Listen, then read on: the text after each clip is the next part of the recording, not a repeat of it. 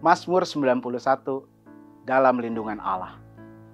Orang yang duduk dalam lindungan yang maha tinggi dan bermalam dalam naungan yang maha kuasa akan berkata kepada Tuhan, tempat perlindunganku dan kubu pertahananku, Allahku yang kupercayai. Sungguh dialah yang akan melepaskan engkau dari jerat penangkap burung, dari penyakit sampar yang busuk. Dengan kepaknya ia akan menudungi engkau. Di bawah sayapnya engkau akan berlindung. Kesetiaannya ialah perisai dan pagar tembok.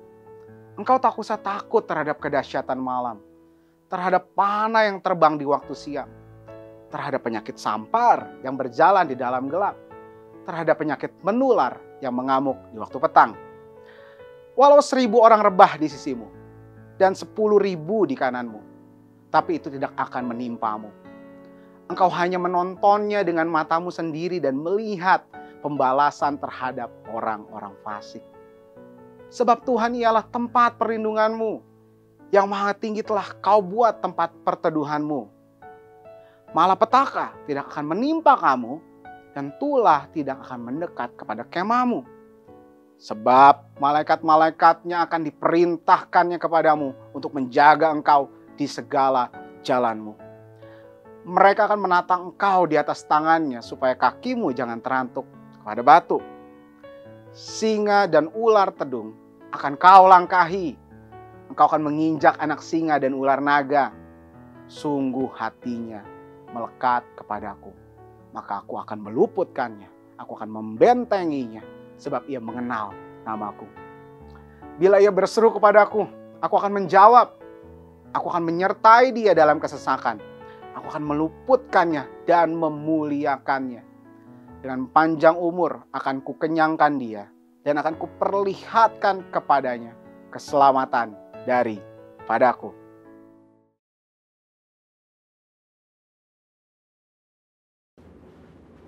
Shalom saudara, pada Voice Adventakos hari ini kita akan melanjutkan pembahasan mengenai Gender Identity Challenge dan LGBTQ bagian yang kedua. Saudara, kita semua harus mengerti bahwa gender identity itu berpengaruh pada perilaku seksual dalam hal ketertarikan fisik dan hasrat seksual seseorang. Maka dari itu kita semua harus mengerti bahwa gender identity seseorang harus benar terlebih dahulu, baru kita bisa membahas mengenai ketertarikan fisik dan hasrat seksual seseorang, termasuk yang menyimpang seperti LGBTQ. Agar saudara lebih mengerti, ada perbedaan antara ketertarikan fisik dengan hasrat seksual. Ketertarikan fisik merupakan perasaan ketertarikan kepada seseorang karena faktor biologis atau secara fisik seperti penampilan, wajah, bentuk tubuh, suara, bau tubuh, tatapan, dan sebagainya yang bisa terjadi sesaat atau untuk waktu yang lama. Tapi yang saudara harus ketahui bahwa tidak selalu objek yang membuat ia tertarik selalu lawan jenis.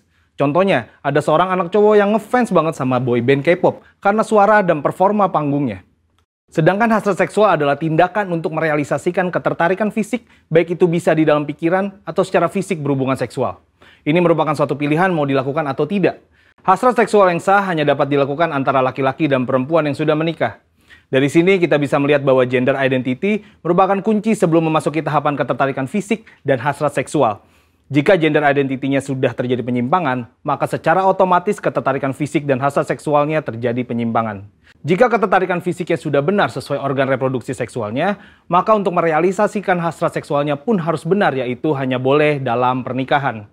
Sampai di sini terlihat sekali bahwa hasrat seksual LGBTQ, baik yang dituangkan dalam bentuk hubungan fisik maupun pikiran seperti fantasi dan juga semua hasrat seksual kaum heteroseksual yang terjadi di luar pernikahan, semuanya adalah salah dan merupakan dosa. Maka dari itu dalam Imamat 18 dan 20 ayat ke-10 sampai ke-21 jelas melarang segala perzinahan dan percabulan, ketertarikan fisik yang tidak wajar, dan pelaksanaan hasrat seksual yang menyimpang kepada orang tua, saudara kandung, saudara tiri, sepupu, sanak saudara, dan bahkan kepada binatang. Lebih lagi Tuhan Yesus dalam Matius 5 ayat ke-27 sampai 30 menegaskan bahwa jika seseorang memiliki hasrat seksual di dalam hatinya meskipun belum direalisasikan dalam tindakan fisik, hal tersebut juga adalah dosa. Nah, sampai di sini mungkin saudara bertanya, bagaimana langkah pemulihan bagi mereka yang mengalami Gender Identity Challenge dan LGBTQ?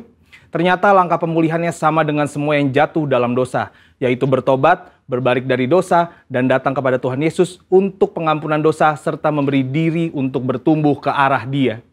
Dan juga dalam hal hasrat seksual, orang-orang percaya dipanggil untuk menyalipkan segala keinginan daging yang berdosa serta mengendalikannya sebagai bagian dari disiplin rohani.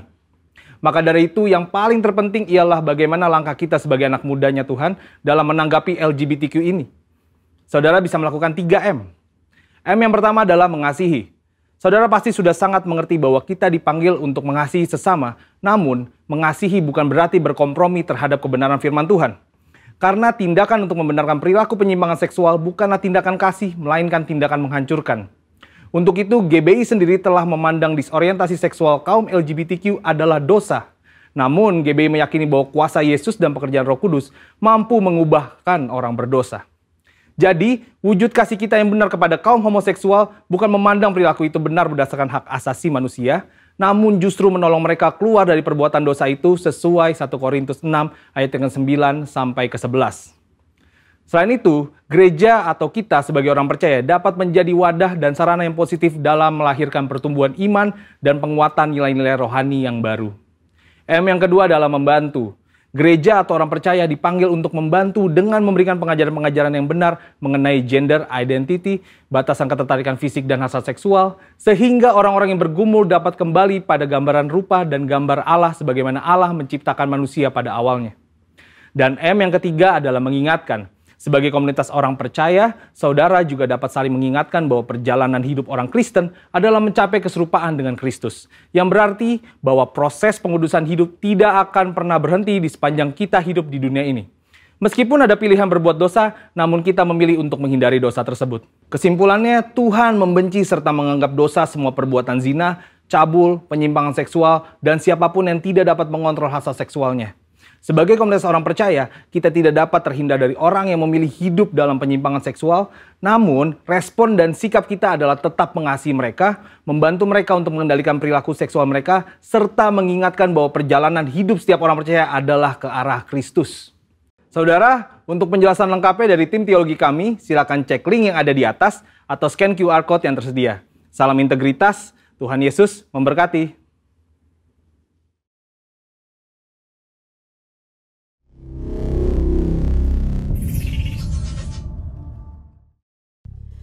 Shalom Jemaat LGF. Shalom. Bersyukur kalau memasuki tahun ini kita bisa membawa yang terbaik bagi Tuhan kita, amin. Dan kita membawa puji-pujian sebagai dupa yang harum bagi Allah kita. Mari sama-sama kita berdiri dan bertepuk tangan. Haleluya.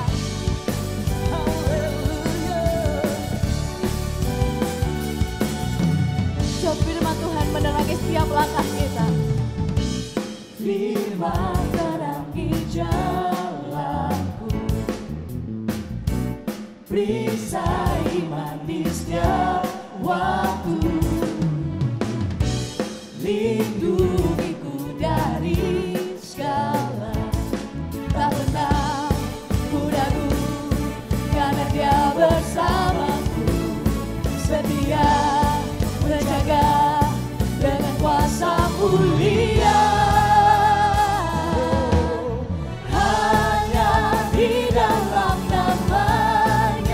Yesus dia sumber pengharapan di sepanjang hidupku. Hanya di dalam kuasa-Nya pasti tersedia kemenangan bagiku selama-lamanya. Hanya dalam nama Tuhan tempat kita berlindung. Haleluya. Kebenaran-Mu yang membebaskan kita Tuhan. Kebenaran yang bebaskan, selalu berikan ku kekuatan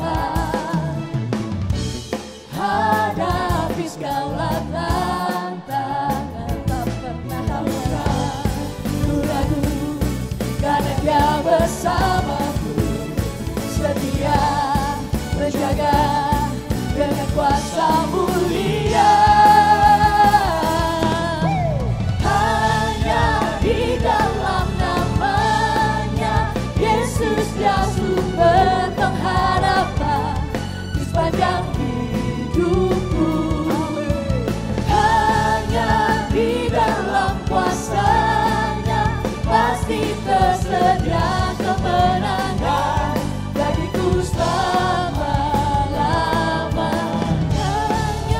di dalam namanya Yesus dia sumber pengharapan di sepanjang hidupku. Hanya di dalam kuasa-Nya pasti tersedia kemenangan bagiku selama-lamanya. Haleluya. Dalam namanya ada pengharapan, dalam kuasa-Nya kemenangan. Dalam namanya ada pengharapan, dalam kuasa-Nya kemenangan. Hanya di dalam nama Tuhan Yesus dia sumber pengharapan di sepanjang hidupku. Hanya di dalam kuasa-Nya pasti tersedia kemenangan bagiku selama-lamanya. Hanya di dalam namanya Yesus dia sumber pengharapan di sepanjang hidupku.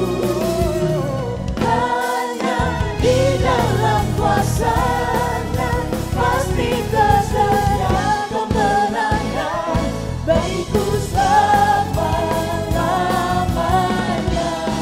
Namanya ada pengharapan, dalam kuasa-Nya kemenangan. Dalam namanya ada pengharapan, dalam kuasa-Nya kemenangan. Haleluya. Sorakan haleluya. Terima kasih Tuhan Yesus. Sungguh Engkau satu-satunya Tuhan yang dapat kami andalkan. Amin. Kami tahu Tuhan Yesus bahwa di luar Engkau kami tidak dapat berbuat apa-apa. Oleh sebab itu Tuhan, kami mau terus melekat kepada Engkau Tuhan Yesus. Terima kasih Bapa. Terima kasih Tuhan Yesus. Satu-satunya yang ku andalkan, satu-satunya yang ku percaya, Engkau sumber kekuatan, sumber pengharapan, sumber kedamaian. Satu-satunya yang ku andalkan, satu-satunya yang ku percaya, Engkau Tuhan memberkati, Tuhan penyembuhku, Tuhan pemulihanku. Satu-satunya yang ku andalkan, haleluya. Satu-satunya yang ku percaya, Engkau Tuhan, Engkau sumber kekuatan, sumber pengharapan kami. Haleluya. Satu-satunya yang andalkan, satu-satunya yang percaya, Engkau Tuhan memberkati, Tuhan penyembuhku, Tuhan pemulihku. Mari katakan sekali pujian ini, satu-satunya, satu-satunya yang andalkan, satu-satunya yang percaya. Amin, haleluya. Engkau sumber kekuatan, sumber pengharapan, sumber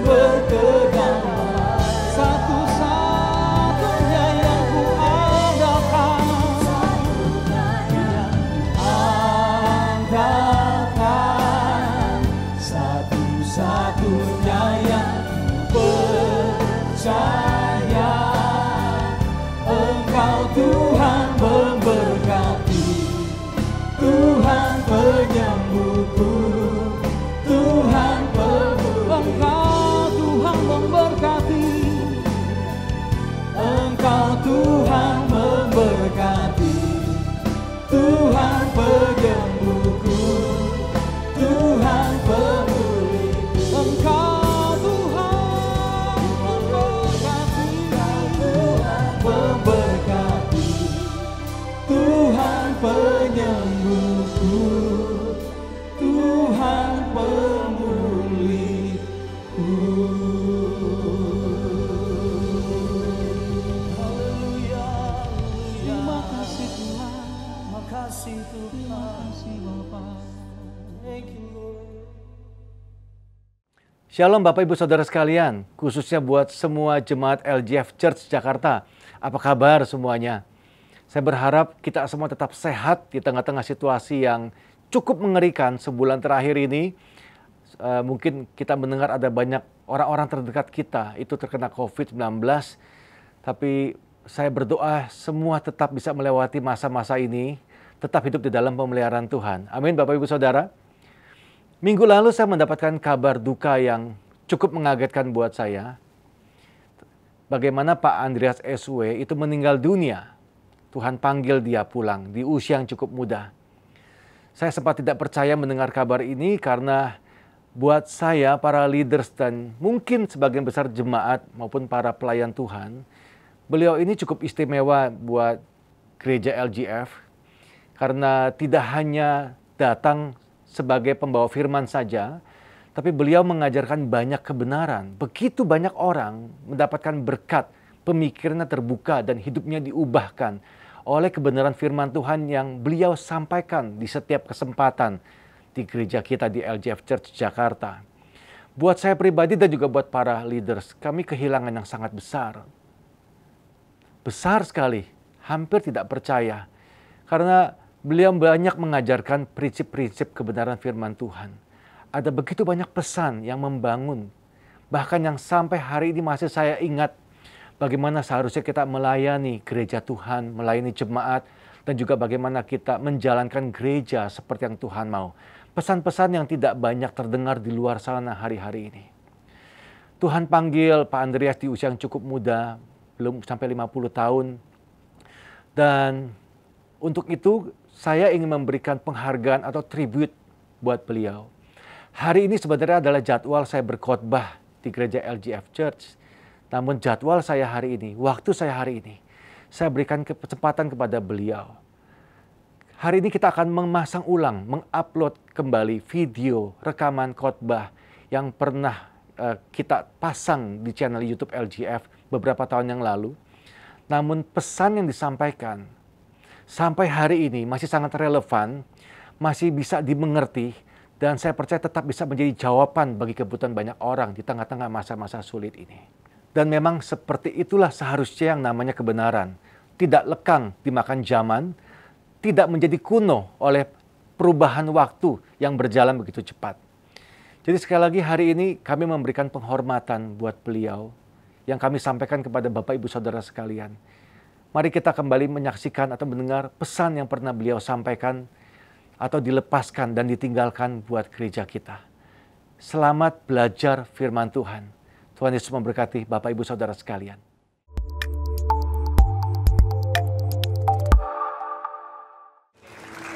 Oke, silakan duduk. Shalom Bapak Ibu Saudara. Selamat pagi.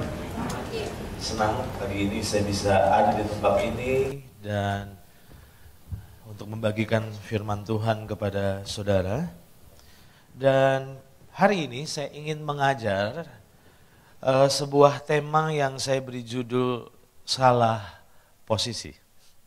Saya akan sambung nanti di kebaktian kedua, tapi saya akan batasi dalam kebaktian pertama ini tentang posisi hati. Nanti dalam kebaktian kedua saya akan mengajar betapa pentingnya kita memiliki posisi pikiran yang benar. Nah, mengapa kita berbicara tentang posisi? Kalau Bapak Ibu Saudara perhatikan di dalam Kejadian pasal yang ketiga ayatnya yang ke-9 sampai dengan ayat yang ke-10, maka tentu kita tahu kisah ini bahwa Adam dan Hawa melanggar perintah Tuhan. Dan apa yang terjadi saat itu, dosa membuat mereka menyadari ketelanjangan mereka. Membuat mereka takut. Dan bukan hanya itu, tapi ketika Tuhan mendekati mereka, Alkitab katakan mereka bersembunyi. Dan ketika mereka bersembunyi, kalau Bapak Ibu Saudara perhatikan di dalam ayatnya yang ke-9, tetapi Tuhan Allah memanggil manusia itu. Dan berfirman kepadanya, di manakah engkau? Pernahkah kita berpikir bahwa kata di manakah engkau itu berbicara tentang posisi? Tuhan sedang bertanya tentang sebenarnya di mana posisi kita saat ini sedang berada. Nah, nanti saya akan jelaskan bahwa mengapa posisi kita sangat penting. Nah, saya melihat bahwa terjadi banyak kesalahpahaman dalam diri orang percaya karena hari-hari ini ada banyak orang percaya yang merasa sedang ditinggalkan oleh Tuhan. Tetapi kalau kita kembali ke Alkitab, maka timbul sebuah pertanyaan adalah, benarkah Tuhan itu meninggalkan kita? Kalau kita perhatikan di dalam Ibrani pasal 13 ayat yang ke-5, firman Tuhan berkata, karena Allah telah berfirman, aku sekali-kali tidak akan, apa saudara?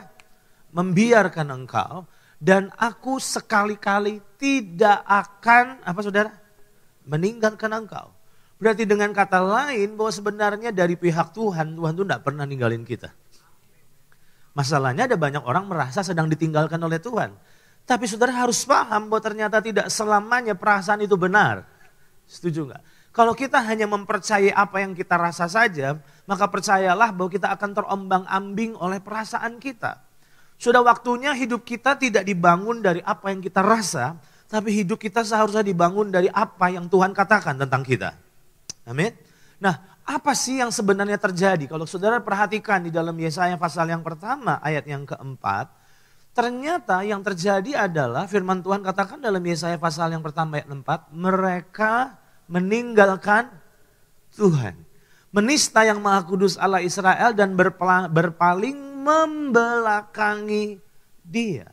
Jadi kenyataannya atau kebenarannya adalah bukan Tuhan yang meninggalkan kita, tapi sebenarnya kitalah yang seringkali meninggalkan Tuhan. Jadi terjadi sebuah pergeseran posisi yang tadinya sebenarnya kita ini intim sama Tuhan, tapi ternyata apa yang terjadi dengan berjalannya waktu, tanpa sadar sebenarnya telah terjadi pergeseran posisi antara kita dengan Tuhan. Dan yang bergeser posisinya ternyata bukan Tuhan, tetapi sebenarnya kita. Timbul pertanyaan, mengapa sebenarnya posisi itu penting? Nanti saya akan jelaskan dalam hari ini selama 6 hal mengapa posisi itu penting. Saya bagi menjadi 2 bagian. Posisi penting yang pertama adalah, posisi itu ternyata menentukan rasa aman. Saudara setuju bahwa posisi itu menentukan rasa aman? Kalau kita perhatikan di dalam Mazmur 62 ayat yang kedua, firman Tuhan bilang gini, hanya, perhatikan kata itu, hanya dekat Allah saja aku tenang. Daripadanya lah keselamatanku. Pertanyaan saya buat saudara, kira-kira dekat itu bicara posisi atau bukan? Posisi. Nah, saya melihat bahwa hari-hari ini ada banyak sekali orang-orang yang sedang tidak tenang dalam hidupnya. Betul? Kita diombang-ambingkan oleh masalah, oleh tekanan, dan apa yang terjadi, kita kehilangan rasa tenang. Nah, pagi ini saya mau ingatkan kepada saudara bahwa mengapa posisi itu penting. Yang pertama, karena ternyata posisi itu memberi rasa aman. Saudara setuju? Firman Tuhan katakan bahwa waktu kita dekat dengan Tuhan, maka yang terjadi adalah kita akan merasa aman. Aneh sekali, saya mengalaminya bahwa ketika kita mengalami hadirat Tuhan, ketika kita mengalami sebuah hubungan yang sangat intim dengan Tuhan, aneh sekali ada sebuah rasa tenang yang berasal dari hadirat Tuhan yang kita rasa. Dan apa yang terjadi kalau kita mengalami sungguh-sungguh realita dari hadirat Tuhan. Dan apa yang terjadi? Yang tadinya sebelum berdoa contohnya kita di bawah ketakutan yang luar biasa. Tetapi di saat kita masuk dalam hadirat Tuhan, kita mengalami hadiratnya. Aneh sekali, hadiratnya itu ternyata memberi rasa aman kepada kita. Dan yang aneh selanjutnya adalah waktu kita mengalami titik itu, seringkali keadaan belum berubah. Masalah masih ada. Tapi yang aneh ketika kita berada dalam sebuah hubungan yang sangat dekat dengan Tuhan. Di titik itu ternyata kedekatan itu memberi rasa aman. Sangat disayangkan. Seringkali ada banyak orang percaya menaruh rasa amannya pada jumlah uang yang dimilikinya. Seringkali kita menaruh rasa aman kita pada orang-orang yang kita kenal. Relasi-relasi kita. Padahal saya mau katakan kepada saudara, rasa aman yang asli seharusnya kita dapat dari Tuhan. Itu sebabnya mengapa posisi itu penting. Yang pertama, karena posisi itu akan menentukan rasa aman. Jadi sekarang di mana posisi kita saat ini berada? Tuhan bertanya kepada Adam, di manakah engkau? Berarti dengan kata lain Tuhan sedang mengingatkan Abraham, cek posisimu. Sekarang posisimu tuh ada di mana? Nah kalau hari-hari ini saudara datang khususnya pagi ini dalam kondisi yang tidak tenang dalam kehidupan. Jalan keluarnya bukan dengan makan obat penenang. Jalan keluarnya adalah gini, dekatkan dirimu sama Tuhan. Karena itulah yang membuat kita mengalami rasa aman yang asli. Amin. Itu yang pertama. Yang kedua, kita akan lihat mengapa posisi itu penting.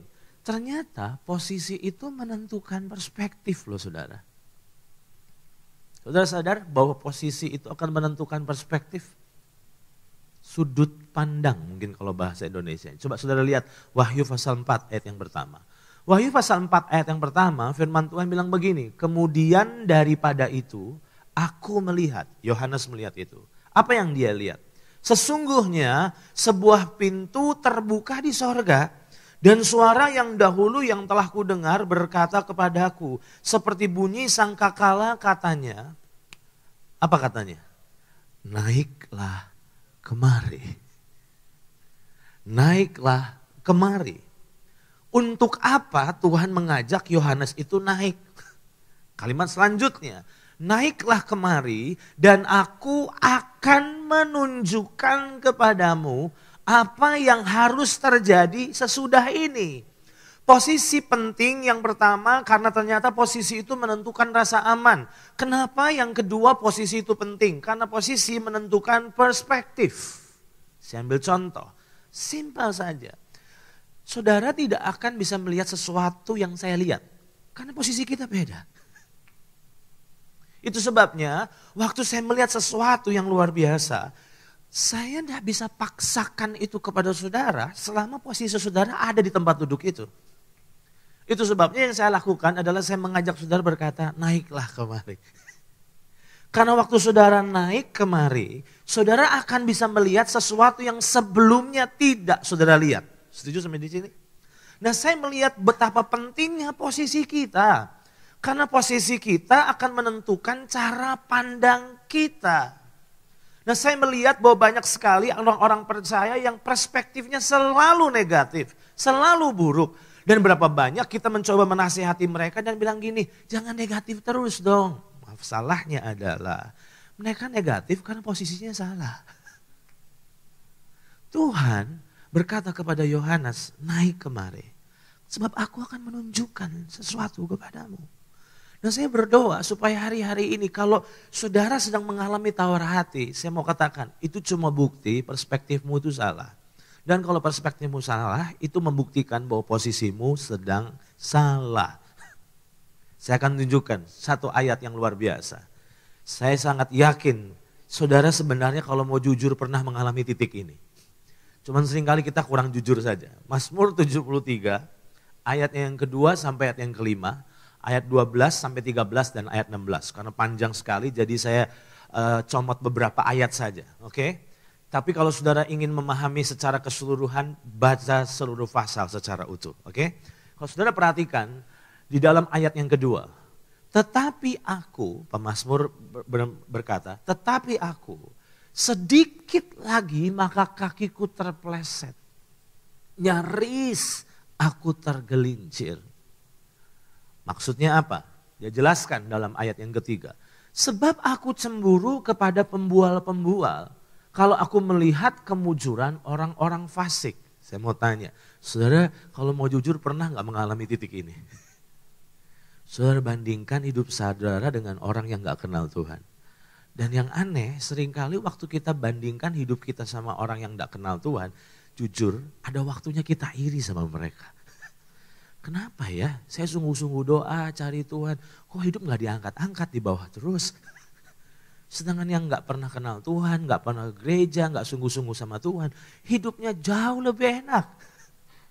Nah, saudara baca ayat selanjutnya, ayatnya yang keempat. Sebab kesakitan tidak ada pada mereka, sehat dan gemuk tubuh mereka. Ayat 5, mereka tidak mengalami kesusahan manusia dan mereka tidak kena tulah seperti orang lain. Ayat 11, ayatnya yang ke-12. Kalau saudara baca ayat 6, 7, 8, itu pemazmur sedang galau. Dan kalau saudara telusuri ayat per ayat, tiba pada ayat 12, sesungguhnya itulah orang-orang fasik. Mereka menambah harta benda dan senang selamanya. Tanda seru, berarti sebetulnya waktu dia nulis ini jengkel enggak hatinya? Jengkel sekali. Kalau saudara baca ayat selanjutnya, lebih ngeri menurut saya. Ayatnya yang berapa ini? Ayat ke-13. Sia-sia sama sekali aku mempertahankan hati yang bersih dan membasuh tanganku tanda tak bersalah. Puncaknya ayat 16. Tetapi ketika aku bermaksud untuk mengetahuinya, hal itu menjadi kesulitan di mataku. Saya mau tanya, saudara pernah mengalami titik ini? Jangan-jangan pagi ini saudara sedang merasa titik ini. Saudara merasa cari Tuhan sia-sia. Saudara merasa bahwa ke gereja sia-sia. Saudara merasa ikut komunitas itu sia-sia. Saudara merasa melakukan firman Tuhan itu sia-sia. Dan kenapa? Karena saudara bandingkan hidup saudara dengan orang-orang yang tidak kenal Tuhan. Dan waktu pemazmur mencoba memahami hal ini, ayat yang ke-16 berkata, ketika aku bermaksud untuk mengetahuinya, hal itu menjadi kesulitan di mataku. Pertanyaannya, kalau saudara baca demi ayat, kira-kira sebenarnya pemazmur itu sudah hampir jatuh enggak?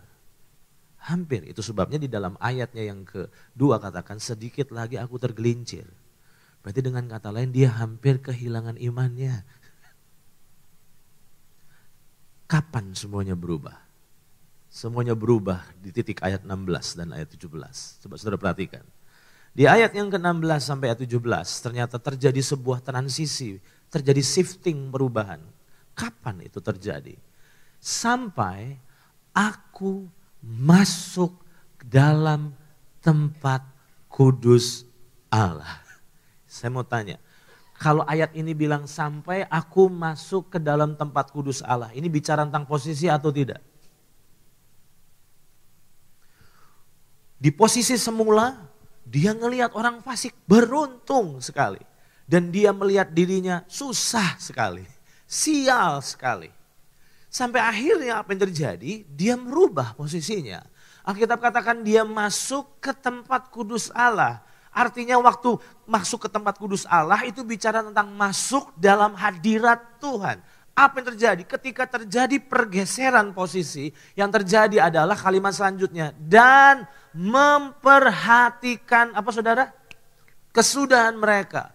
Dan apa yang terjadi? Ada yang berbeda. Tadi dia lihat orang fasik itu beruntung dan dia tidak beruntung. Tapi apa yang terjadi ketika dia masuk dalam tempat kudus Allah dan dia melihat hal yang sama? Ternyata perspektifnya berbeda. Kalimat selanjutnya dalam ayat 17. Sesungguhnya apa saudara? Di tempat-tempat licin kau taruh mereka. Kau jatuhkan mereka sehingga hancur. Saudara yang dikasihi Tuhan. Tadi saya katakan kalau saudara mau jujur seringkali kita pernah mengalami titik ini. Kita tergoda mempertanyakan Tuhan. Kita tergoda mempertanyakan apa benar mencari Tuhan itu ada faedahnya. Tapi saya mau katakan sama saudara pagi ini, kalau saudara merasa di titik itu, yang perlu kau lakukan adalah rubah posisimu. Saudara bisa paham sampai di sini? Waktu saudara merubah posisimu, saudara masuk dalam tempat kudus Allah, saudara masuk dalam hadirat Tuhan. Yang aneh, keadaannya sama, situasinya tidak berubah, tapi cara pandangnya yang berbeda. Saya mau katakan, yang saudara butuhkan seringkali bukan berubahnya keadaan. Yang sebetulnya saudara butuhkan adalah berubahnya cara pandang saudara. Tapi bagaimana cara pandang bisa berubah kalau posisimu tidak diubah? Aneh sekali, saya mengalami titik-titik di mana ketika saya menghadapi kehidupan ada banyak tekanan-tekanan yang membuat saya putus asa. Give up saja, rasanya kayaknya gak ada harapan lagi. Aneh ketika saya memutuskan untuk mencari Tuhan. Ketika saya memutuskan untuk masuk dalam hadirat Tuhan. Tiba-tiba perubahan posisi itu membuat perubahan cara pandang saya terhadap keadaan. Yang tadinya tawar hati, tiba-tiba ketika saya mengalami hadirat Tuhan. Di titik itu apa yang terjadi? Saya melihat hal yang sama dengan cara pandang yang berbeda. Dari tawar hati menjadi beriman. Pagi ini, kalau saudara datang dengan keputusasaan, saya mau katakan, rubah posisimu. Karena ketika engkau merubah posisimu, engkau sedang merubah cara pandangmu. Ketika engkau merubah cara pandangmu, maka engkau akan melihat apa yang sebelumnya engkau tidak lihat. Oke? Yang ketiga, mengapa posisi itu penting? Karena ternyata posisi itu menentukan kepahitan atau tidaknya hidup kita. Buktinya, coba saudara lihat ayat ini. Bagaimana dengan ayat ini? Ibrani pasal 12 ayat 15. Coba saudara perhatikan ayat ini. Apa yang saudara pelajari dari ayat ini? Jagalah supaya jangan ada, apa saudara? Seorang pun. Jadi Tuhan tuh tidak mau seorang pun mengalami ini. Jadi Tuhan bilang jaga ya, jaga jangan sampai ada seorang pun mengalami ini. Ngalami apa? Jagalah supaya jangan ada seorang pun menjauhkan diri. Saya mau tanya, menjauhkan diri itu bicara posisi atau bukan? Bicara tentang perubahan posisi Bapak Ibu. Nah, apa yang terjadi? Menjauhkan diri dari apa sih? Dari gereja?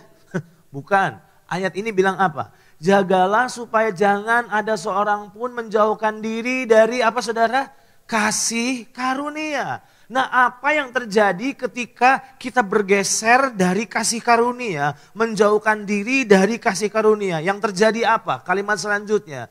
Jagalah supaya jangan ada seorang pun menjauhkan diri dari kasih karunia Allah. Agar jangan tumbuh, apa saudara? Akar yang pahit, yang menimbulkan kerusuhan dan yang mencemarkan banyak orang. Nah, hari-hari ini saya banyak berjumpa dengan orang-orang yang sedang dalam kepahitan. Kepahitan sama Tuhan, kepahitan sama sesama, kepahitan sama hidup. Hidupnya sangat-sangat pahit. Dan Alkitab katakan bahwa ternyata yang membuat kita mengalami titik itu bukan karena perlakuan orang atau perkataan orang. Yang membuat kita bisa mengalami kepahitan adalah ketika kita telah menjauhkan diri dari kasih karunia. Selama saudara ada dalam lingkungan kasih karunia, gak mungkin saudara bisa pahit. Jadi, kepahitan itu akibat saudara telah menjauhkan diri dari kasih karunia. Telah terjadi pergeseran posisi dulu, baru saudara bisa mengalami kepahitan. Karena ada banyak orang bilang begini, saya pahit gara-gara dia melakukan hal ini sama saya Pak. Saya pahit sekali karena dia menghina hidup saya. Saya mau katakan dengar baik-baik. Dengar baik-baik, kalau saudara pahit, itu cuma bukti Tuhan sedang menyadarkan saudara bahwa telah terjadinya pergeseran dalam hidupmu. Saya buktikan. Saudara pernah belajar dari kehidupan Daud? Menurut saya, kalau ada orang yang punya alasan untuk pahit, namanya Daud. Pahit sama siapa? Dia harusnya pahit sama Saul. Bertahun-tahun lamanya dia diuber-uber, dikejar-kejar untuk dibunuh. Saudara setuju bahwa Daud itu adalah orang yang intim sama Tuhan? Setuju? Setuju? Alkitab katakan itu. Dia adalah orang yang sangat mencintai Tuhan. Dia hidup dalam hadirat Tuhan. Yang aneh, kalau saya belajar dari kehidupan Daud, saya geleng-geleng kepala. Kenapa? Karena seharusnya dia pahit, tapi kenapa dia gak bisa pahit? 2 kali dia punya kesempatan untuk membunuh Saul. Di depan mata sekali. Tapi dia nggak lakukan itu. Bagaimana dengan saudara dan saya kalau mengalami titik itu? Sampai ada dalam sebuah kondisi yang paling nadir dalam hidupnya. Dia sampai membelot ke orang Filistin dan pura-pura gila. Menurut saudara, kira-kira tekanan Daud itu berat enggak? Seorang yang tadinya ditakuti sama orang Filistin, dia pura-pura gila, meleleh. Kalau orang bilang apa tuh? Kalau bahasa orang bilang meleleh, air liurnya meleleh dan dia pura-pura gila di depan Raja Akhis. Kenapa sampai itu terjadi? Kenapa sampai dia lakukan? Karena dia merasa bahwa tidak ada tempat yang aman selama dia ada di Israel. Tapi yang aneh, waktu Saul terbunuh di medan perang. Dan berita itu sampai ke telinga Daud. Saya lihat, ini orang ajaib menurut saya.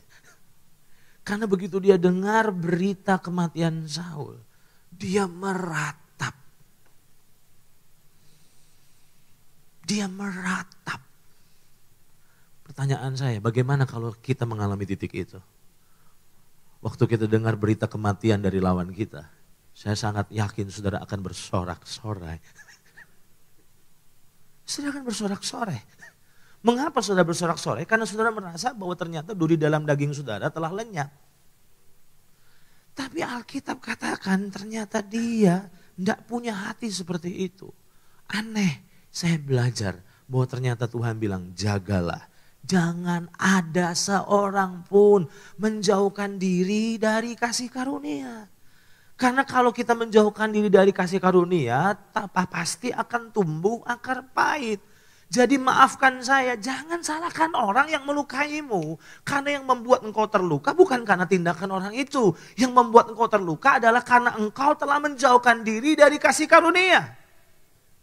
Kita selalu salahkan orang, kita selalu salahkan keadaan, tapi kita lupa bahwa ternyata yang membuat kita mengalami titik itu adalah karena ternyata kita telah menjauhkan diri dari kasih karunia. Makanya saya heran, kalau saudara ngerasa intim sama Tuhan dan hidup saudara pahit, saya heran saudara intim sama siapa? Saudara perhatikan baik-baik.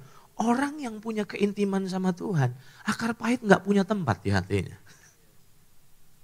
Pertanyaan saya, kalau saudara sedang mengalami kepahitan, pahit sekali. 2 minggu lalu saya melayani di kota Purwokerto dan ketemu konseling dengan seorang ibu. Ibu itu nangis kurang lebih hampir 45 menit. Dia ceritakan pahitnya sama Tuhan, pahitnya sama hidup. Dan waktu saya mendengar ceritanya, dia ceritakan semuanya, saya memang langsung saya paham bahwa ternyata memang pahit banget hidupnya.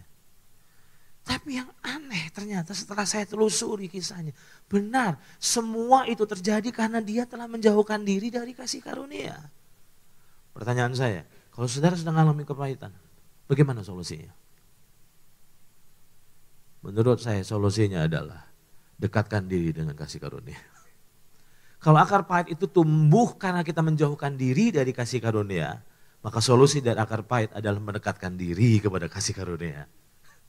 Itu sebabnya mengapa kita belajar tentang posisi itu penting. Pertama, posisi menentukan rasa aman. Kedua, posisi menentukan apa saudara? Perspektif. Yang ketiga, karena ternyata posisi itu menentukan kepahitan atau tidaknya hidup saudara. Jadi mulai sekarang, kalau saudara susah sekali ngampuni orang, saya mau katakan, jangan berjuang untuk mengampuni. Dekatkan diri saja sama Tuhan. Waktu saudara mendekatkan diri pada Tuhan, saudara sedang mendekatkan diri kepada Sang Kasih Karunia. Waktu saudara mengalami titik perjumpaan dengan kasih karunia, saya mau katakan, di titik itu saudara tidak pernah mungkin bisa pahit. Amin saudara? Itu yang ketiga. Kita akan belajar yang keempat. Mengapa posisi penting? Karena ternyata posisi itu menentukan manfaat. Yang pertama tadi apa? Posisi menentukan rasa aman. Yang kedua posisi menentukan perspektif. Yang ketiga posisi menentukan kepahitan atau tidaknya hidup kita. Jadi mulai sekarang jangan bilang begini, selama mertua saya masih hidup, saya gak akan mungkin bisa bebas dari kepahitan. Bukan itu solusinya. Bukan itu solusinya. Ada banyak orang bilang, kayaknya selama saya kerja di sini, saya akan pahit terus sama bos. Solusinya bukan itu. Karena ternyata solusinya Tuhan bilang begini, jagalah jangan ada seorang pun menjauhkan diri dari kasih karunia, supaya jangan tumbuh akar pahit. Berarti solusinya adalah dekatkan diri kepada kasih karunia. Waktu posisimu berubah, maka itulah yang menjadi solusi dari kepahitan yang kau sedang rasakan dan alami selama ini. Yang keempat, karena ternyata mengapa posisi penting? Karena posisi itu menentukan manfaat. Coba saudara lihat ayat ini. 1 Timotius 4 ayat 8. Apa yang firman Tuhan katakan? Latihan badani terbatas gunanya. Tetapi apa saudara? Tetapi apa saudara? Tetapi apa saudara? Ibadah itu berguna dalam segala hal. Karena mengandung apa? Janji baik untuk hidup ini maupun untuk hidup yang akan datang. Aneh sekali. Waktu saya baca ayat ini ternyata ibadah kita tuh harusnya berguna. Bukan cuma hanya buat kekinian tapi ibadah itu berguna sampai bermanfaat buat kekekalan kita. Tapi yang aneh waktu saya lihat dalam kenyataan keseharian, dalam kehidupan banyak orang dan melihat kondisi diri saya sendiri. Saya melihat bahwa ternyata ada banyak kali orang yang beribadah, bangun hubungan dengan Tuhan, berdoa, baca Alkitab, pergi ke gereja, pergi ke komunitas. Tapi yang aneh mereka giat dan rajin ibadah, tapi kok sepertinya ibadahnya gak ada gunanya. Gak ngefek kalau orang bilang. Harusnya ibadah itu ngefek. Tapi berapa banyak kalau kita lihat dalam kehidupan banyak orang, itu orang rajin sekali ibadah. Bahkan lebih rajin dari pendetanya. Itu pendetanya datang jam 8, dia datang jam 8 kurang seperempat. Tapi yang aneh, karakter enggak pernah berubah. Takut tetap takut, pahit tetap pahit. Saya berpikir kenapa ibadah yang seharusnya berguna, tapi kok enggak berguna? Jawabannya adalah ini. Karena di dalam Markus 15 ayat 8-9 firman Tuhan bilang begini. Bangsa ini memuliakan aku dengan apa saudara? Bibirnya. Padahal hatinya jauh daripadaku. Apa akibatnya? Apa akibatnya kalau kita beribadah cuma modal mulut tapi tanpa hati? Apa akibatnya? Ayat yang ke-9. Percuma mereka apa saudara? Beribadah kepadaku. Waduh ngeri menurut saya. Saudara ingin ibadah kita tidak sia-sia? Saudara ingin bahwa ibadah kita ini ada gunanya? Ternyata yang kita sering lupa adalah gini. Berapa banyak ibadah kita cuma hanya bermodalkan mulut tanpa hati. Bisa enggak mulut kita sepertinya jatuh cinta sama Tuhan tapi hati kita enggak? Bisa menurut saya. Bisa enggak kita menyanyi lagu Ku mau cinta Yesus selamanya. Tapi sebetulnya hati kita udah cinta duit selamanya. Nah apa yang terjadi? Maafkan saya. Bertahun-tahun lamanya gereja mengajar untuk kita rajin beribadah. Tapi gereja lupa mengajar bahwa ternyata ibadah yang punya guna dan manfaat itu kalau ibadah pakai hati. Kalau ibadahmu itu pakai hati, yang terjadi adalah ibadahmu itu bergunanya minta ampun. Bermanfaat, merubah hidup, merubah kualitas hidup. Itu yang seringkali kita lupakan. Itu sebabnya jangan bodoh saudara. Jangan terus rajin ibadah tapi hatimu tidak pernah dirubah. Mengapa posisi itu penting? Karena posisi menentukan manfaat. Katakan manfaat. Manfaat. Karena Alkitab katakan Yesus menegur bangsa Israel pada saat itu bahwa ternyata di luarnya mereka sepertinya adalah orang-orang yang rajin beribadah dan mereka rajin beribadah. Tapi ternyata yang Tuhan lihat, Tuhan tidak bisa menikmati ibadah mereka. Karena ibadah mereka cuma di luar tapi hati mereka sebetulnya tidak sama Tuhan. Alkitab bilang bahwa padahal hatinya apa saudara? Jauh daripadaku. Dan apa yang terjadi? Ketika itu terjadi akibatnya adalah percuma. Menurut saya rugi loh saudara. Saudara sudah luangin waktu bangun lebih pagi. Padahal saudara tidur jam 1 atau jam 2. Tapi demi ibadah saudara rela berkorban pasang alarm. Bukan hanya itu saudara keluar uang pakai taksi ke sini pulang pergi. Persembahan lagi. Harusnya kan bermanfaat. Jadi mulai sekarang, cek baik-baik. Kalau lihat diri sendiri kan susah, lihat orang lain saja deh. Pernah ngeliat ada orang yang rajin ibadahnya minta ampun tapi hidupnya gak berubah-berubah?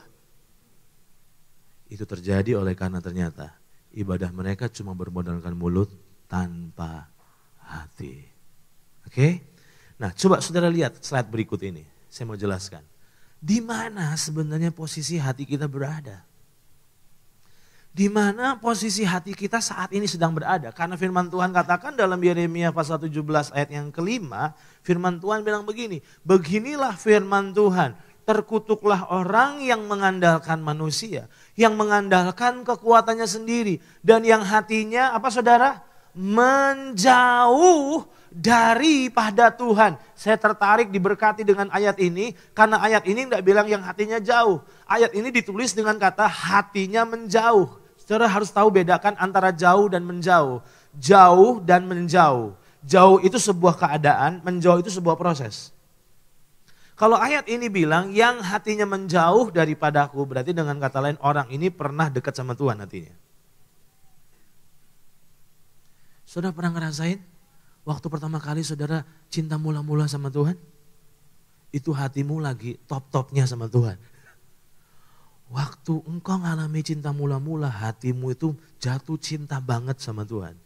Yang aneh, ibadah kita ini gunanya banyak sekali. Enggak perlu tergantung sama WL. WL belum nyanyi aja kita sudah ngalami hadirat Tuhan tuh. Khotbah belum disampaikan, kita sudah ngalami lawatan Tuhan. Tapi yang aneh, dengan berjalannya waktu kita tidak sadar bahwa sebenarnya status kita masih orang Kristen. Tapi hati kita sudah menjauh sebetulnya dari Tuhan. Dan kita masih menghibur diri kita dan kita bilang gini, kan saya belum pindah ke masjid Pak. Saya kan belum beribadah di vihara Pak. Saya masih di gereja, saya mau bilang begini, yang Tuhan lihat itu bukan posisi tubuhmu, yang Tuhan lihat adalah posisi hatimu. Makanya setan tidak pusing kalau saudara rajin ibadah, selama hatimu tidak beribadah. Saudara bisa paham sampai di sini? Praise and worship yang berkuasa itu ketika kita melakukannya dengan hati. Saudara pernah lihat apa bedanya pengamen-pengamen di Kelapa Gading? Kemarin saya makan di Kelapa Gading Pak. Itu pengamennya nyanyi lagu rohani loh saudara. Sorry. Pengamennya nyanyi lagu rohani loh saudara. Tapi apa yang membedakan dengan seorang worship leader dan singer di gereja? Saya melihat berapa banyak kasus bahwa ternyata pengamen-pengamen itu suaranya banyak lebih bagus daripada singer dan WL di gereja loh. Tapi kok saya ngeliat kok ada yang kurang ya. Yang kurang apanya? Yang kurang mereka tuh nyanyi gak pakai hati. Cuma dapat duit lebih banyak dari saudara. Oh kalau lagu rohani, kalau lagu duniawi cuma 1.000. Kalau nyanyi lagu rohani jadi 10.000. Itu kan orang Kristen lakukan seringkali. Oh wah Kristen nih. Padahal belum tentu Kristen saudara. Mereka nyanyikan itu karena saudara pengen uang lebih dari saudara. Apa yang seringkali membedakan? Makanya saya sering katakan bahwa artis-artis itu belum tentu bisa penyembah loh. Artis-artis itu boleh aja suaranya lebih jago dan lebih baik. Tapi yang Tuhan lihat yang membuat pujian itu punya kuasa bukan lagunya. Tapi hati yang menyanyikannya. Amin saudara. Karena waktu hatimu menyanyikan itu dengan cinta pada Tuhan, itu yang akan membuat ibadahmu itu menjadi powerful. Dengan kata lain, mengapa posisi itu penting? Karena posisi menentukan manfaat. Katakan manfaat. Manfaat apa? Ibadah kita bermanfaat atau tidak ditentukan oleh hati kita. Posisi hati kita. Nah sekarang pertanyaannya, kalau ayat ini bilang yang hatinya menjauh daripada Tuhan, sekarang pertanyaannya adalah gini. Bagaimana sih terjadinya proses hati seseorang menjauh dari Tuhan? Menurut saya ayat ini akan menjelaskan pada kita. 1 Yohanes 2 ayat 15 sampai 16. Coba saudara perhatikan ayat ini. Janganlah kamu mengasihi dunia dan apa yang ada di dalamnya. Jikalau orang mengasihi dunia, maka kasih akan Bapa tidak ada dalam orang itu. Sebab semua yang ada di dalam dunia, yaitu apa saudara? Keinginan daging dan keinginan mata serta keangkuhan hidup bukanlah berasal dari Bapa, melainkan dari dunia. Waktu saya belajar ini saya disadarkan. Bagaimana caranya tadi saya katakan. Waktu saudara pertama kali jumpa sama Tuhan. Yang sering kali orang bilang cinta mula-mula. Hatimu jatuh cinta banget sama Tuhan. Habis-habisan sama Tuhan. Tidak pernah hitungan uang, tidak pernah hitungan waktu. Yang ada kita ngalami falling in love with Jesus. Tapi yang aneh, dengan berjalannya waktu, setan tahu bahwa hatimu itu lebih berbahaya dari tubuhmu. Itu sebabnya dia curi hati kita. Dia enggak pusing sama status kita. Yang dia pusingkan itu hati kita. Sudah bisa paham sampai di sini? Dia enggak pernah pusing sama statusmu di KTP. Enggak pernah pusing. Yang dia pusingkan, yang menjadi concern dia adalah hatimu, posisi hatimu. Karena waktu posisi hatimu tuh nempel sama Tuhan, wah ngerinya minta ampun. Itu sebabnya yang dia lakukan adalah dia pakai dunia untuk mencoba menarik hati kita menjauh dari Tuhan. Sehingga akhirnya apa yang terjadi tanpa sadar? Yang terjadi adalah gini, status kita masih Kristen, kita masih anak Allah statusnya, tapi sebetulnya hati kita udah cinta sama dunia. Sebagai parameter yang sederhana sekali. Wajarkah kalau saudara bisa nonton serial Korea 4 jam, tapi sementara saudara gak bisa berdoa selama 10 menit? Masihkah saudara bilang saya mencintai Tuhan? Tidak ada yang salah dengan nonton-nonton itu menurut saya kalau kita tahu ada batasnya. Tapi yang aneh seringkali kita bilang bahwa kita mencintai Tuhan, tapi bagaimana kita bisa tidak menikmati waktu doa? Kalau saudara sungguh-sungguh mencintai Tuhan, maka doa bukan lagi jadi beban. Doa bukan lagi beban. Nah, berapa banyak Tuhan selalu berkata dan mengingatkan bahwa kita tidak bisa mencintai mamon dan mencintai Tuhan. Tapi berapa banyak tanpa sadar sebetulnya apa yang terjadi. Hati kita sebetulnya sudah selingkuh. Status kita tidak berubah, tapi hati kita sudah selingkuh sama yang lain masalahnya. Dan terjadi perselingkuhan hati, terjadi perselingkuhan rohani, di mana sebetulnya kita udah jatuh cinta berat sama yang namanya uang. Demi uang kita rela lakukan apapun. Tapi untuk Tuhan kita pakai kalkulator terus, Pak. Kita hitung semuanya. Itu sebabnya hari ini dengarkan apa yang Tuhan sedang coba sampaikan buat saudara. Tuhan tidak mau ibadahmu itu tidak ada manfaatnya. Amin. Tuhan sangat rindu sebagai Bapa, dia rindu supaya semua ibadah yang kau lakukan itu bermanfaat. Karena firman Tuhan bilang ibadah itu bermanfaat buat kekinian dan buat yang akan datang. Berarti dengan kata lain bahwa berguna dalam segala hal. Dengan catatan itu terjadi selama hati kita tidak menjauh sama Tuhan tapi mendekat sama Tuhan. Amin. Nah sekarang, kalau memang posisi hati kita sudah bergeser, maka bagaimana caranya untuk mereposisi hati kita yang sudah jauh jadi dekat? Saya mau ajak saudara lihat kasus ini. Coba saudara lihat kasus ini. Saudara masih ingat kasusnya apa ini? Cerita tentang apa? Cerita tentang si bungsu. Dalam Lukas pasal 15, ayat 13, ayat 17, dan ayat 20. Saudara perhatikan ini. Beberapa hari kemudian anak bungsu itu menjual seluruh bagiannya itu lalu pergi ke negeri yang jauh. Saya mau tanya, terjadi perubahan posisi atau tidak, saudara? Terjadi perubahan posisi atau tidak? Iya. Tadinya dia dekat sama bapaknya, tapi akhirnya apa yang terjadi? Dia menjauh dari bapaknya. Dan Alkitab memberi penekanan, dia pergi ke negeri yang jauh. Berarti dengan kalian terjadi pergeseran dari dekat sampai jauh. Nah yang terjadi apa yang terjadi? Kalimat selanjutnya. Beberapa hari kemudian anak bungsu itu menjual seluruh bagiannya itu lalu pergi ke negeri yang jauh. Di sana ia memboroskan harta miliknya itu dengan hidup berfoya-foya. Lalu kita tahu kisahnya, dia mulai habis-habisan dan ayatnya yang ke-17. Dia mulai melarat. Dan apa yang terjadi, dia melamar pekerjaan dan pekerjaan yang didapatnya cuma hanya jadi penjaga babi. Waktu dia mengalami kelaparan, dia mau coba makan ampas makanan babi dan Alkitab katakan itu pun tidak diberikan orang sang pemilik kepadanya. Dan apa yang terjadi ayat 17 puncaknya. Lalu ia menyadari keadaannya. Saya mau tanya, yang disadari itu apanya saudara? posisinya. Sudah bisa paham sampai di sini? Dia sadar, ya ampun, saya udah jauh sama Tuhan. Saudara pernah mengalami titik di mana seringkali dibutuhkan kesadaran bahwa ternyata ya ampun hati saya itu sebetulnya udah jauh dari Tuhan. Saudara masih bisa ke gereja tiap minggu. Tapi ada titik-titik di mana Tuhan menyadarkan, nak, hatimu tuh sebetulnya sudah jauh loh dari aku. Dan si bungsu itu menyadari keadaannya, dia menyadari posisinya. Katanya, betapa banyaknya orang upahan Bapakku yang berlimpah-limpah makanannya. Tapi aku di sini. Ada sebuah kesadaran, pergeseran posisi dalam hidupnya. Aku di sini mati kelaparan. Maka bangkitlah ia. Dan apa saudara? Ini reposisi atau bukan? Reposisi atau bukan? Menjauh, terus mendekat. Saudara belajar pagi ini bahwa ternyata yang harus merubah posisi Tuhan atau saudara? Saya mau tanya, yang harus merubah posisi Tuhan atau saudara? Karena Tuhan tidak pernah rubah posisinya sebetulnya. Kita yang merubah posisi kita, toh, menjauh. Jadi dengan kata lain, kalau saudara bilang begini, Pak, saya butuh kasih karunia.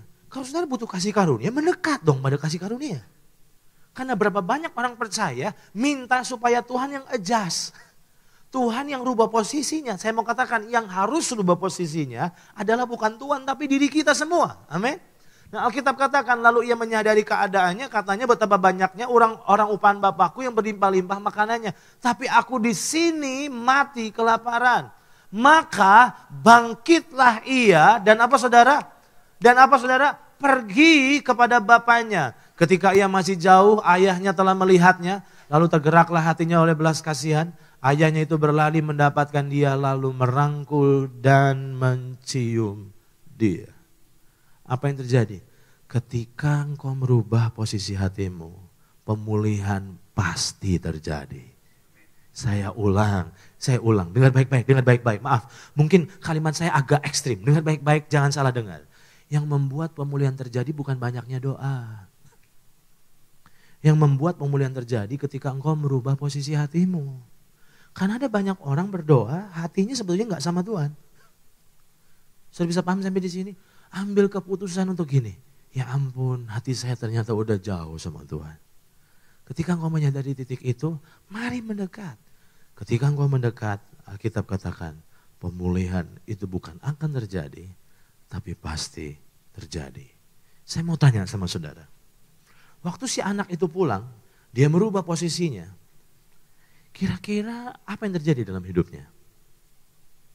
Tidak sesuai dengan harapannya loh saudara. Saya ulang.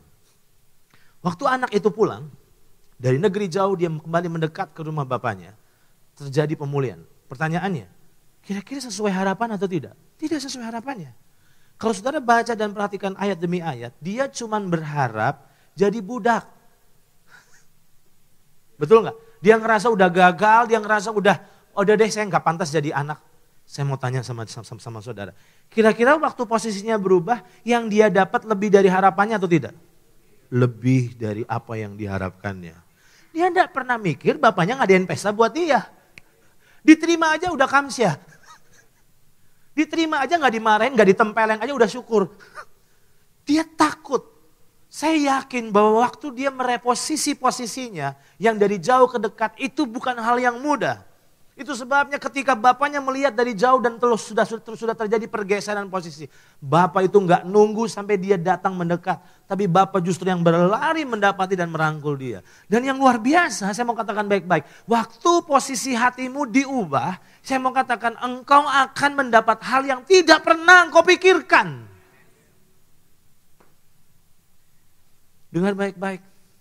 Bapak mendemonstrasikan.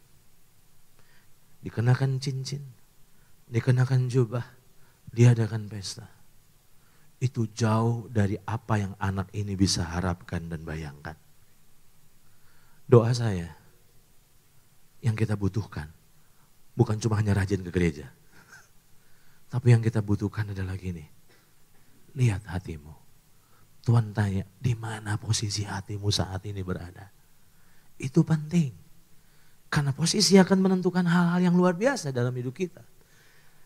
Kesimpulan saya, apa yang kita harus lakukan hari ini?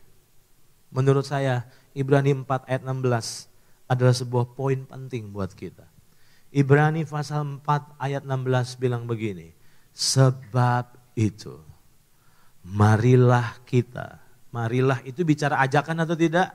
Ajakan. Marilah kita dengan penuh keberanian menghampiri tahta kasih karunia. Masih ingat tadi? Jagalah jangan seorang pun menjauhkan diri dari kasih karunia supaya jangan tumbuh akar yang pahit. Jadi akar yang pahit nggak bisa tumbuh ketika saudara ada di sini. Akar pahit hanya tumbuh ketika saudara mulai menjauh dari Tuhan. Waktu hatimu mulai menjauh dari Tuhan, apa yang terjadi? Tinggal tunggu siapa yang melukai saudara. Bisa pembantu, bisa orang tua, bisa tetangga, bisa sahabat, bisa siapa saja. Saudara bisa paham sampai di sini? Karena yang membuat engkau pahit bukan tindakan orang, tapi yang membuat engkau pahit sebetulnya karena engkau telah bergeser dari kasih karunia. Tapi pagi ini Tuhan bilang begini, yuk hampiri tahta kasih karunia. Kenapa? Ayat ini bilang begini, sebab itu marilah kita dengan penuh keberanian menghampiri tahta kasih karunia. Supaya apa? Supaya kita menerima rahmat dan menemukan kasih karunia untuk mendapat pertolongan kita pada waktunya. Jadi poin penting yang saya sampaikan pagi ini, saya simpulkan dengan slide terakhir ini. Pemain musik bisa tolong siap-siap. Keintiman dengan Tuhan bukan sebatas ritual agamawi tanpa hati akan menentukan posisi yang tepat.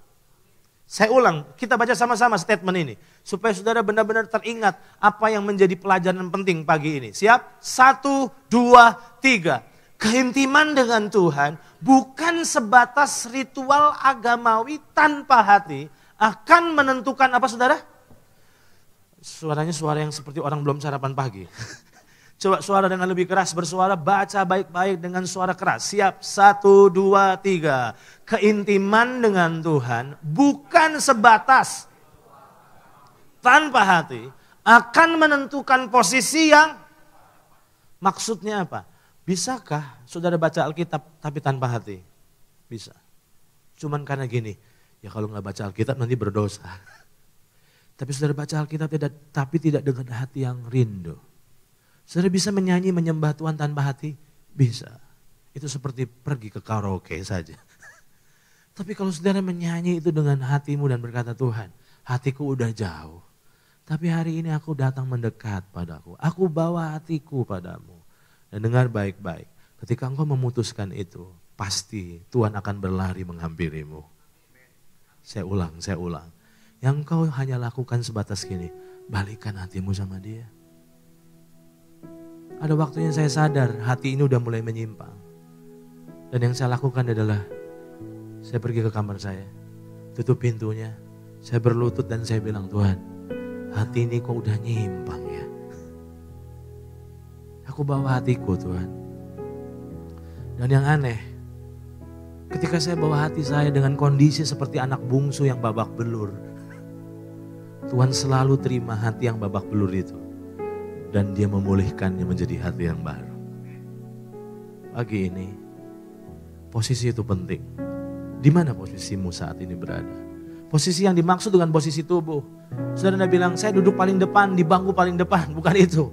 Tuhan lagi tanya di mana posisimu, hatimu saat ini berada. Karena posisi menentukan rasa aman. Percayalah, hari-hari ke depan adalah hari-hari yang makin sulit. Kalau saudara gak sungguh-sungguh dekat sama Tuhan, saudara akan krisis rasa aman. Tapi Tuhan memberikan sebuah janji. Kalau engkau dekat dengan aku, engkau akan merasakan rasa aman yang asli. Yang kedua, ketika engkau datang mendekat, posisimu benar, perspektifmu akan jadi benar. Amin saudara. Itu yang akan benar-benar mengubah kehidupan kita. Pagi ini. Di mana posisimu hati ini berada? Saya mau ajak saudara bangkit berdiri. Saya sungguh berharap setelah mendengar firman Tuhan yang baru disampaikan, kita mengalami metanoia Bapak Ibu Saudara. Perubahan cara berpikir. Saya berharap setelah kita mendengar firman Tuhan tadi, kita berubah atau mungkin kita mengambil langkah pertobatan untuk mengubah posisi kita yang tadinya kita sudah terlalu jauh dari hadapan Tuhan, kita kembali ke tempat di mana Tuhan mau kita berada. Saya berharap kita juga bisa mengubah sudut pandang kita untuk melihat sesuatu dengan benar, melihat dengan caranya Tuhan melihat, tidak melihat seperti cara manusia melihat. Dan mari sebelum kita mengakhiri ibadah kita pada hari ini, kita berdoa, kita meminta berkat daripada Tuhan, turun hadir ke dalam kehidupan rumah tangga kita semua. Mari kita berdoa. Bersyukur untuk setiap kebenaran yang ditaruh buat kami. Terima kasih untuk pesan yang Kau tinggalkan buat kami semua lewat hamba-Mu Pak Andreas. Terima kasih untuk semua yang sudah Tuhan kerjakan buat kami semua. Kalau sampai hari ini kami masih baik, masih bisa makan, kami masih bisa berkumpul bersama-sama dengan keluarga, buat kami mengerti bahwa itu semua terjadi karena seizin-Mu Tuhan. Dan biar besok pada waktu kami memulai hari yang baru, kami menempatkan diri kami di tempat di mana seharusnya kami berada. Kami tidak menempatkan diri kami terlalu di bawah atau melihat dunia dan segala permasalahannya dengan cara yang salah. Tapi mulai hari ini kami melihat segala sesuatu dengan cara yang benar dari sudut pandang kerajaan surga. Dan kami mau selesai menutup ibadah pada hari ini. Kami minta berkat-Mu Tuhan turun buat kami semua. Lepaskan berkat yang terbaik yang Kau punya buat umat-Mu saat ini juga. Semua jemaat yang dikasihi oleh Tuhan Yesus, terimalah berkat yang berlimpah-limpah dari Bapa di surga. Kekuatan, keselamatan lewat pengorbanan Tuhan Yesus Kristus. Penghiburan di dalam persekutuan kita dengan Roh Kudus. Turun atas kita semua, atas keluarga kita. Perlindungan Tuhan turun atas rumah tangga kita. Mulai hari ini sampai selama-lamanya. Bapak Ibu Saudara yang menerima berkat Tuhan, sama-sama katakan amin. Selamat hari Minggu Bapak Ibu Saudara sekalian. Sampai bertemu di ibadah kita selanjutnya minggu depan. Tetap jaga kesehatan, kurangi mobilitas, tetap sering-sering mencuci tangan, memakai masker kemanapun kita pergi. Kita pasti bisa melewati musim yang berat ini seperti yang sudah Tuhan siapkan. Selamat hari Minggu semuanya. Shalom.